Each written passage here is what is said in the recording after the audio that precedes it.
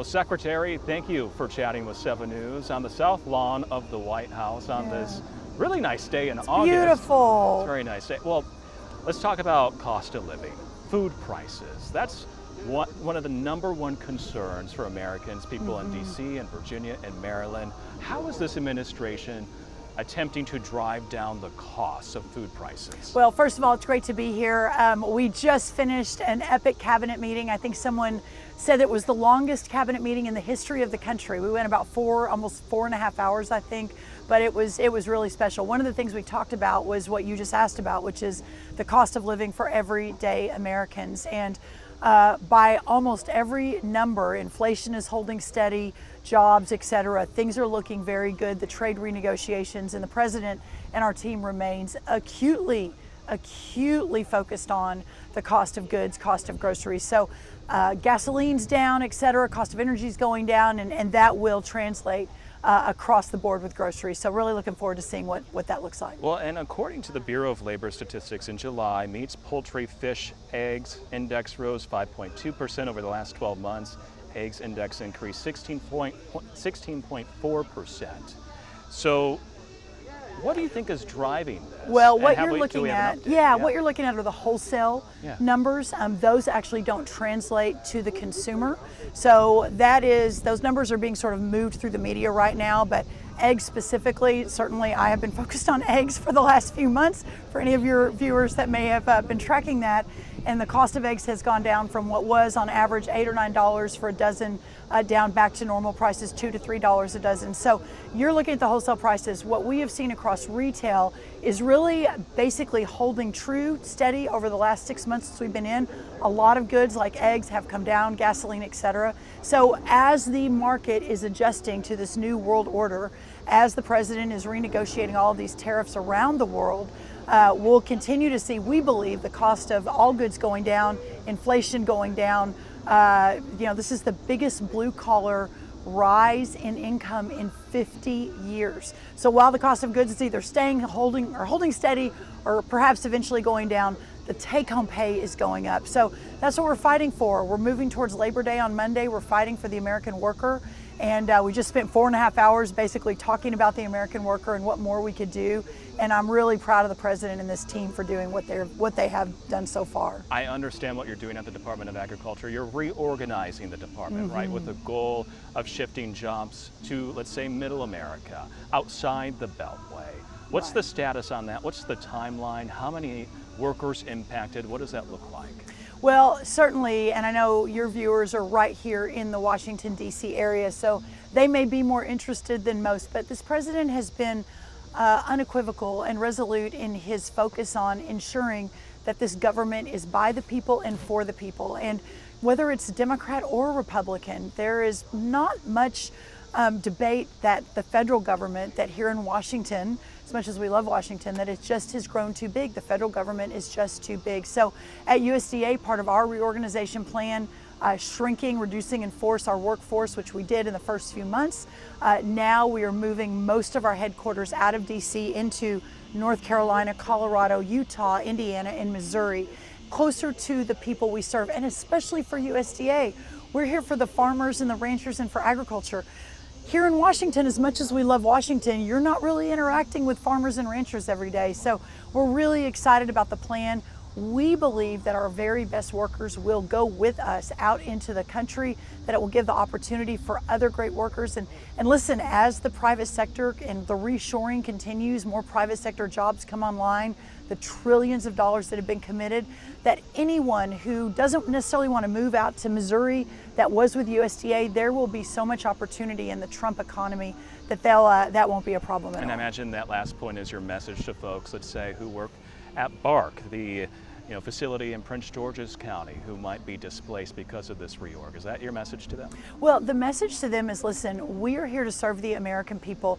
This president was not elected to serve the federal government and the federal employees. Now, having said that, I'm a federal employee now as a cabinet member. I employ, not I, but the taxpayer employs, now around 90,000 federal employees at the U.S. Department of Agriculture that are spread all across our country and frankly all across the world. But somehow the logic, the narrative got twisted over the last number of decades that, you know, the federal government is the end all be all. But President Trump said no more, and this is a government that was fought for 200 and almost 50 years ago with the idea of self-governance, that you could raise a family and achieve the American dream anywhere in the country you wanted. You were not beholden to some bureaucrat in Washington, D.C. and the federal government. So that's what we're trying to solve, and that is the message. But ultimately, the Trump economy, the American dream, bringing back the incredible prosperity we saw in Trump 1, we're already beginning to see it again in Trump 2. And again, I just couldn't be more proud of the president, of our vice president, and of our incredible cabinet, really the leaders in the effort.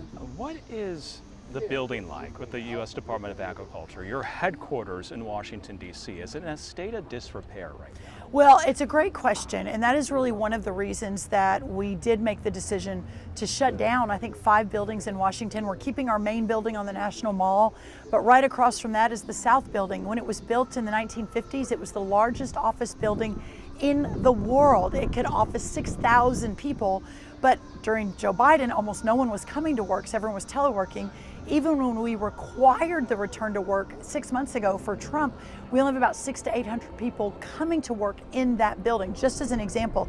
And it's got about $1.5 billion of needed repair.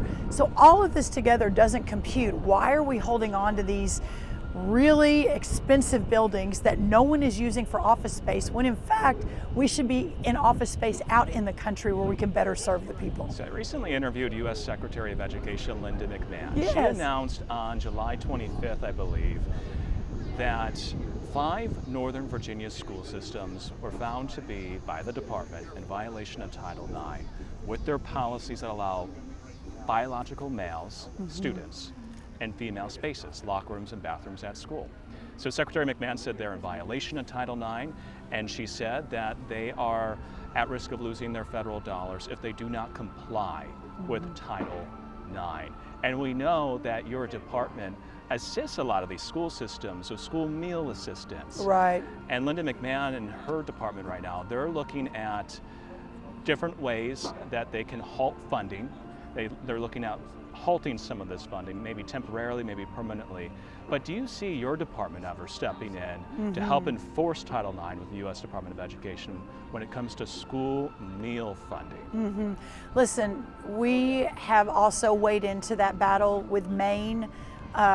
When this all began back in February, the governors were here. The governor of Maine decided to stand up and tell the president he didn't know what he was talking about. That didn't go over very well. But we serve this president and his vision of, again, returning power to the people, ensuring that every taxpayer dollar is spent at its highest and best use, and ensuring it aligns with law.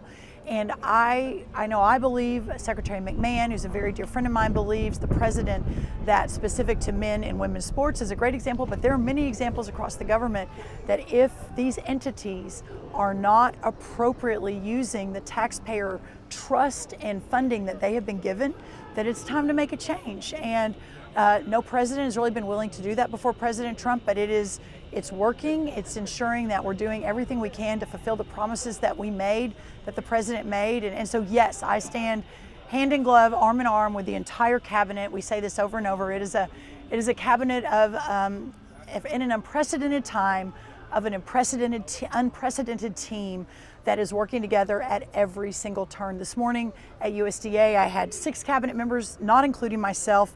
I had EPA, labor, education, housing, and healthcare, and we were talking about how to return the golden age to rural America. And it's not just supporting farmers and ranchers, it's better housing, better education, better hospitals, better healthcare, less government interference, deregulation from Zeldin, et cetera.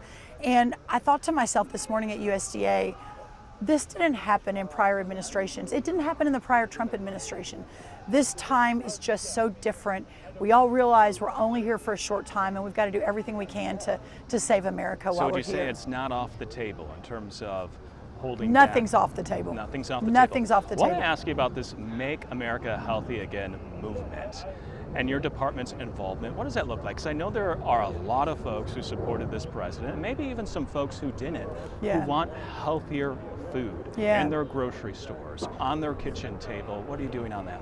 We have a chronic disease and health epidemic. It is literally an epidemic, bordering on crisis, when only 1 of every 4 18 to 22-year-old in our country can pass the military readiness test.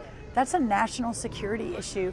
When great swaths of our country have 75% diabetes rates, the chronic disease, again, it's one health issue after another. In the cabinet meeting, they were talking about autism, how it's now affecting, some people say 1 of every 12 young men. 30, 40 years ago, it was 1 of every 900. I mean, something's gone wrong, and there are probably many, many reasons for it. What Secretary Kennedy and I are working on so closely together is you can't return your country to health without the farmer and the product being the center of that. And so he and I are very, very closely, we don't agree on everything, but we do agree on most things. We've got the new dietary guidelines coming out in a couple of months. USDA alone spends $400 million every day on nutrition programs. There are, for mostly underserved Americans, which is where a lot of this epidemic is, there are tremendous opportunities to make a change. And I know to date, I think we've signed 12 or 13 waivers for 12 or 13 states that are no longer going to allow food stamp money to be used to purchase sugary drinks or junk food.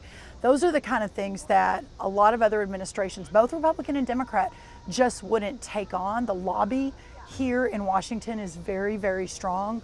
But I like to say we're sort of unlobbyable. We're literally here to do what's right for America.